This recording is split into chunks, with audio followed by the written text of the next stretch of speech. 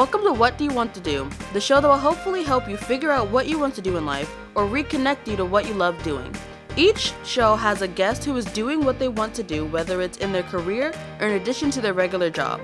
Most importantly, we want to help you realize that no matter your age, you too can do what you want to do if you have the will to do it. Now here's your host, Leonard Kaplan. Hi, and thanks for joining me on the second part of my interview with Dan Kline. Let's go to that right now. I'm really, really good at writing articles that a lot of people want to read. That is perhaps my greatest skill above all else. Now I have to teach other people how to do that to make our brand bigger so I can help more people be better investors. It's not that different a mission than what I've been doing on a more personal level at Seven Investing and on a more cog in the wheel than a boss level at Motley Fool. And for me, I will say, I think I'm a really good boss, and people like working for me. And back in my newspaper days, when I ran things, I was really conscious of developing people and advancing their careers and figuring out what they want. And that's something I really relish getting to do again. Now, you mentioned that video is something that you want to add somewhere down the road. The material is there. I mean, you're writing all the time. It's easy. It seems like it would be easy to implement it very quickly and use the video maybe as a little promo for your written publications. So the challenge, and video strategy is more my boss's job than mine. The challenge is doing video that's monetizable. And so we have a show called the Crypto Minute, and it is a sponsored show in that an advertiser sponsors it, but the advertiser, the same way like Home Depot sponsors College Game Day on ESPN, they have no editorial say in what the show is, but it is a show that has a title advertiser, and we produce that show every day, and it's very well done. It has very high production values. So at some point, we might do videos like this that are, I don't want to say low production value, but neither one of us is, there's not a lot of CGI going on behind me at the moment. And that's absolutely something we might do, but we have to establish the demand for our brand. And right now, a lot of that is around sort of slicker things and things that are very expensive to do. And then once we do that and establish some standards and have the editors and the producers, so even if you do something like this, that's very, low key, somebody is polishing it up and putting lower thirds in, and that we're sitting in a Zoom background that has a lot of what we did at Motley Fool and some at Seven Investing. So, there's a big piece of this I can't talk about because it hasn't been publicly announced, but there's something big on the video side that I'll tell you off air that will trigger some of this and podcasts and all of that. But right now, the lowest hanging fruit and really the core of establishing the brand is, well, when you come to our site, what does the content feel like? Do I want to read it? And, do I want to be here? Because people generally don't watch video from not famous people unless there's a real reason for it. So you have to sort of build the foundation that's on. And, look, we own Sports Illustrated. We own The Spun. We own a whole bunch of cool sports properties that do a lot of video and a lot of stuff that really resonates. So I promise, for people who miss seeing me on video and in podcasts, it will happen. And we've got some really cool stuff in the pipeline that will be really fun, and everything from easy to digest and longer form. But these things take time. And I feel like I've moved a little bit from the minor leagues to the major leagues in terms of what it takes to get things off the ground and what's expected and production values and, and how things are done. And it's not, look, there were some wonderfully well done, very professional shows at Motley Fool, and they do amazing work. But I think the expectations here are closer to television, maybe. So the opportunities will be great. And the cool thing is I get to go to meetings, so people know how gregarious I am and good I am on air, because everything you do in life is on air now, because we're all on Zoom all the time. Correct. Now we are having this interview in the middle of the Omicron peak, I think, of the Omicron virus hitting the United States. Is most of your work online? And you're doing it from home or So, otherwise? so my team is fully remote. Our company is fully remote. We have a co-working setup in New York, where originally we were headquartered, but we no longer have a fixed office. And I think right now the co-work might even be limited due to Omicron.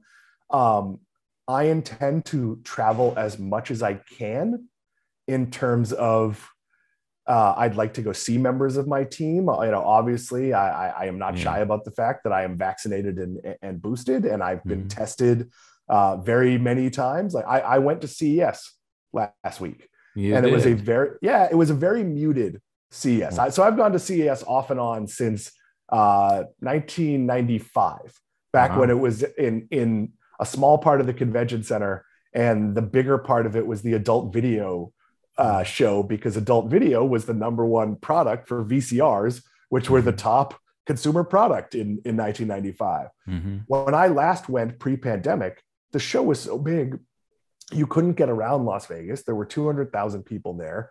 You had to plan your day based on picking and choosing what you wanted to do because it was so spread out. This year, testing was required. You had to be fully vaccinated and prove that using the Clear app, or you could show them your card if you chose to. They handed you two tests when you got there. You had to Mhm. wear a mask. There was no one at any of the things I went to, so it wasn't like distancing was that big a problem. But Mhm. honestly, many of the things I actually did from my hotel room. Because if you couldn't interact with the CEO of whoever who was giving a speech because of distancing, there wasn't a lot of value to taking a cab or an Uber or a monorail or whatever and leaving your hotel room to go to it. I did spend a few hours on the show floor, and there was nobody there. They say 40,000 people. I have a hard time believing it, but a normal year would be 200,000. I did get to ride in a Tesla. There is a Boring Company, which is an Elon Musk company, tunnel under the Las Vegas Convention Center. Mhm. And it seems like an awful lot of effort to have a mile and a quarter where maybe just a moving sidewalk would have been fine, but it was still pretty cool. And the cars are cleaned in between you getting in, and the person I was with is someone who I got vaccinated next to, so I know that he was safe. So I am traveling more probably than most people do. I've been tested, I think, 7 times in the last 3 months, and have so far been lucky enough to Yeah. to not have it, or perhaps at some point in between testing I had it asymptomatically. Mhm. um, but eventually, when the pandemic is over, I do expect to spend pretty significant time in New York, because that's where a lot of my bosses are. Mhm. And I'll spend time all over the country. I mean, not all of my people are in the US, but seeing the ones that are easy to visit. I have to go to a bat mitzvah in Seattle in March, and Mm. I'll go see all my people on the West Coast, assuming we can do that in a safe fashion. I'm hoping by Mhm. March that things are a little bit different. So I hope so. I have a lot of wanderlust. I don't Mhm. generally like to be in the same place for 3 days in a row, or all that often.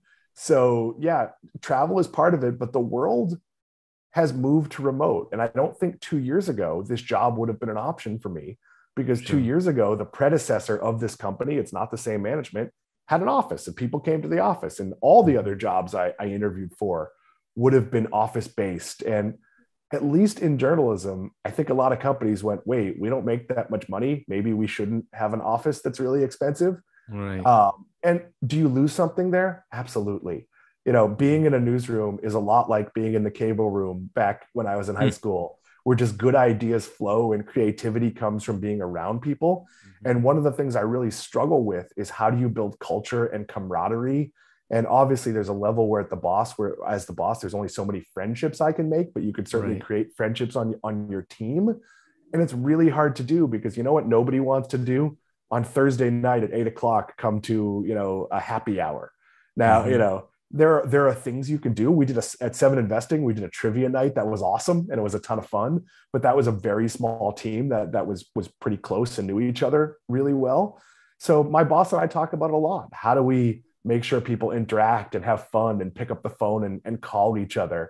And, Mhm. and for me, the biggest thing has been knocking down walls. I don't want anyone to have fiefdoms or territories. I want everyone to feel like we're pulling in the same direction.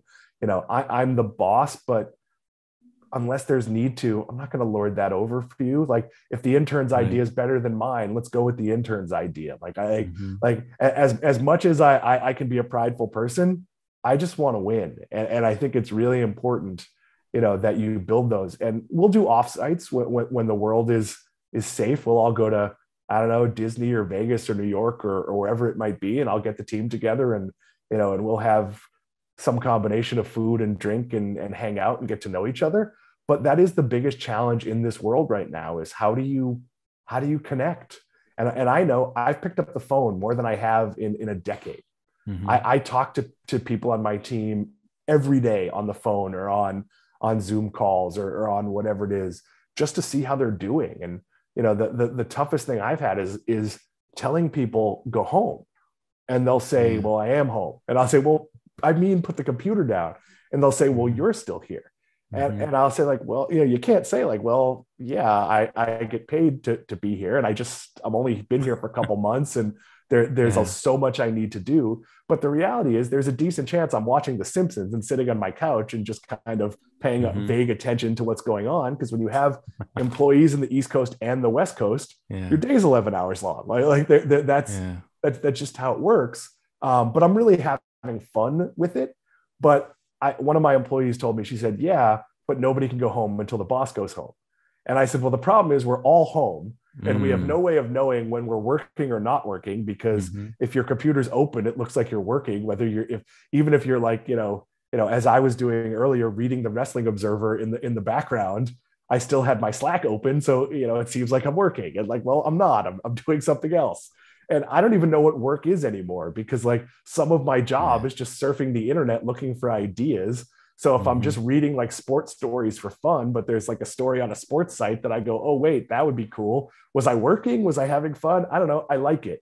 And I think it's important, if you like what you do, it doesn't feel like work. And I'm not saying that there weren't a couple of meetings today that really felt like work, but a lot of what I do doesn't feel like work, because I like the people I'm with. I like the people who are my bosses and the environment. And look, I don't take for granted how difficult it is to find good bosses and companies that from the top really have, great leadership, and everyone they hire feels like they're pulling in the same direction. And I hope we can maintain this for a very long time. But I don't take it for granted, and I'm trying to relish every minute of it as I go through this.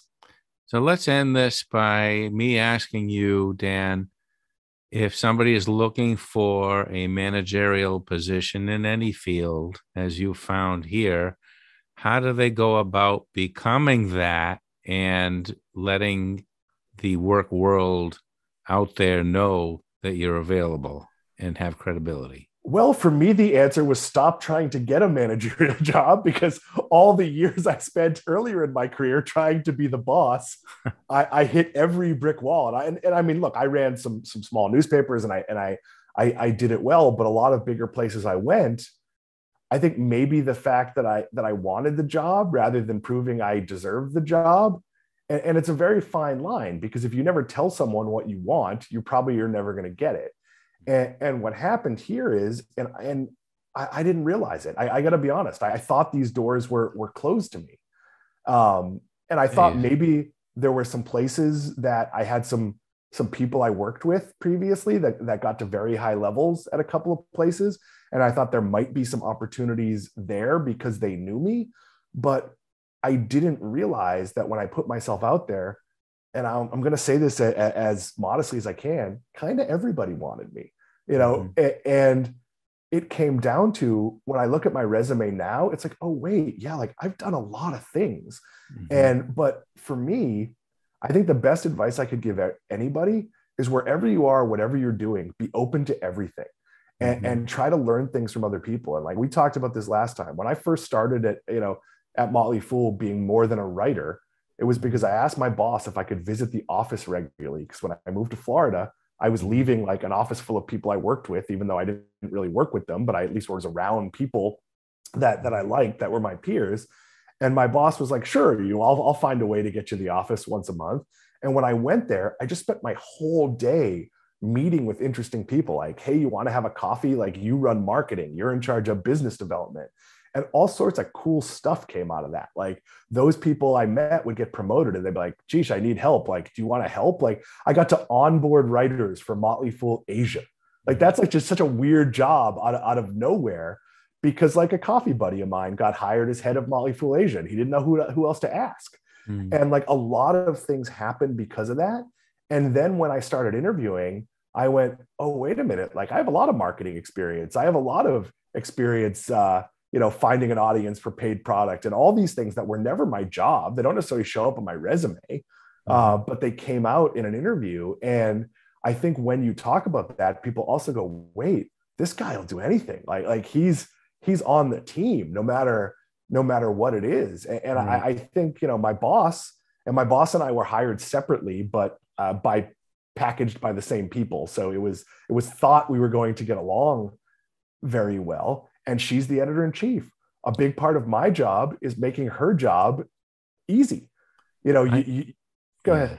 I think that, you underestimate yourself when you say that socially you don't make friends as easily as you make colleagues. But I think you have successfully, like few other people do, combined your work life with your social life. So I think part of your appeal as a boss or a supervisor is you're not intimidating, you're personable, and you put people at their ease. And that's very, very, very few bosses do that. So let me correct there. In my previous stops where I wasn't a boss, all of my friends are from Motley Fool and from Seven Investing. And my friend who I traveled with to CES, who's probably, among my closest friends, who is among my closest friends. And we bought vacation homes near each other in the Disney area. I met him because my first event in person at Fool, I knew nobody. Everybody I knew had left or moved to other departments because there was a big business change there. And he had posted on Facebook that he was going to be there with his wife, like the night before the event. And I just messaged him like, can we have a drink or something? I don't know anybody. I'm like, I don't even know how to get to the office and became close and amassed all these friends. And the hardest thing has been not being there. It's harder to keep up those relationships. But what I was saying before is now as the boss, I can be supportive, I can be friendly, but on some level, you can only be friends with the people who are like a little below you, not so much the people who are a lot below you. And it doesn't mean you can't take them out to to watch a game or a play or whatever, or do all the different team building. But my grandfather always said it. If the employees invite me to the party, I go to the party, I bring a nice gift, and then before it gets too rowdy, I leave because you need to do, and it's a little different, obviously, in this digital world. And obviously I have lots of wonderful colleagues who are above me or on my level, that are in other departments that I expect will become friends. But there are times as the boss, no matter how nice a guy you are, and I am a very nice guy, where you have to tell people to do things they don't want to do or say no, or every person, like we're setting goals for the year. Every person not everyone, but a lot of them want to do more video. And the answer is, well, sure, but let's learn how to do your job first. And then we can worry about video and all the other things you can do. But my job by them is to make sure that whatever their wildest dreams are, that I put them on that path, that I maybe some of them a year from now say, you know what, it's time to go because where you want to go isn't here. And, maybe you really want to work in sports and I could call the Sports Illustrated guy and maybe you could move over, but maybe you want to work at Rolling Stone and I can't help you with that. Like, so one of the things I ask everybody when I meet them is like, what's your dream job? Where do you want to get to? Like, are you a reporter because you want to be the best reporter ever and you want to eventually be breaking huge news? Or are you a reporter because you want to be me or because you want to be on TV or whatever it is? I try really hard to be conscious of that. And one of the reasons I'm trying to teach people to do their job well is so 10% of what they do can be for them.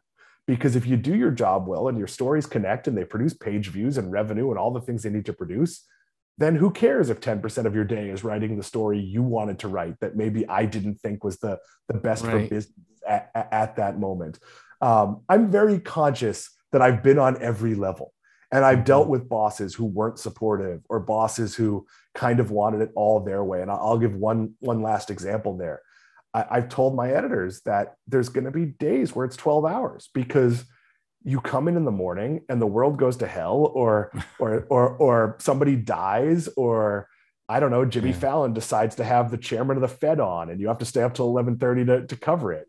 And I said, but there's also going to be days where it's a Friday and it's 3:00 and you're like, wait, what? There's nothing happening. There's nothing else to do. We're sure. Do we still need coverage? Of course we do. Like, you can't just all leave, but we're like, most people should go home. I don't want anyone sitting at their computer on Facebook because they feel they need to be at work, because there's going to be more than enough opportunity to work. It's news. You don't know. We could wake up tomorrow and, Warren Buffett could have shot Jeff Bezos. Like, that's probably not that likely, but if it happens, it's going to mean a really long day for me. So, so I want, and Len, I'm someone who likes to have fun, and my team will say things to me like, oh, but you're always working. And I'll say, but I'm not. I took a weekend cruise right when I started, and sure, I answered my messages, but that's all I did. And was I intensely having fun in those days? Absolutely. But on a Saturday where there's nothing on my docket, where my wife has plans and my son's at work, I don't know, probably the most fun I'd have is writing some cool story, or working with someone to make them better. I'm a pretty happy person. I don't want to say lucky. I am a person who appreciates the job he earned, and the life he earned. I understand that things don't always go your way, no matter how hard you work or how good you are. So I am very aware that things have gone well and are going well. And the one thing I've said to everyone on my team is, I waited a really long time for this opportunity, and I'm going to do my damnedest to not screw it up. And look, I'm a football fan. Bill Belichick got fired in his first head coaching job. So I'm not going to pretend that just because I work hard guarantees that I'm going to succeed. But if I don't succeed, no one's going to say like, he didn't work hard. Like, if he'd only come in more, he would have been successful. Right. But I have rules too. Unless it's really important, I put my computer down when my wife is free at night, and I might go back to it after she goes to bed, which is before I do most nights. I make sure I parent on the weekend when my son isn't working. It's a balance is very, very important. And I do need to be reminded of that sometimes. Well, thank you very much, Dan Kline, for joining me again on your second appearance on What Do You Want to Do? And I think, we'll be seeing more career advancements before your life is over, I think. Len, I hope if we do this again, it's either because I got promoted or we're so successful we want to talk about it. I very much hope it's not because I've moved someplace else. Okay. I'm not giving you a curse by any means. Yeah, I'm happy to come on. And I will say, any of your younger students who are watching this, or people you've worked with who want to talk, I also think it's really important to be a mentor. I actually did a lot of sort of mentoring through a service some friends of mine worked on, where I talked to a lot of young journalists, and they said what they wanted. And I told them like, well, that's great. You want to be like a travel journalist, but like, here's the steps it takes to get there. Right. And people often don't want to hear that. Yeah. I mean, you know this in video. Yeah. Everyone wants to be producing their television show. Sure. They don't want to, like our mutual friend, Jamie Denbo, who writes on Grey's Anatomy now. They don't want to work at the Renaissance Fair as a wench or whatever it was, role she was playing. They don't want to, I'll go to the pro wrestling world. You know how you get into the pro wrestling world? You start by building the ring. That's right.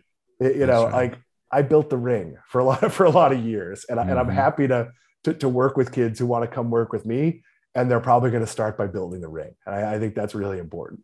Thanks for joining me for part 2 of my interview with Dan Kline. Hope you enjoyed it. Next week, we have another guest. Who it is, I will not say. So until then, what do you want to do?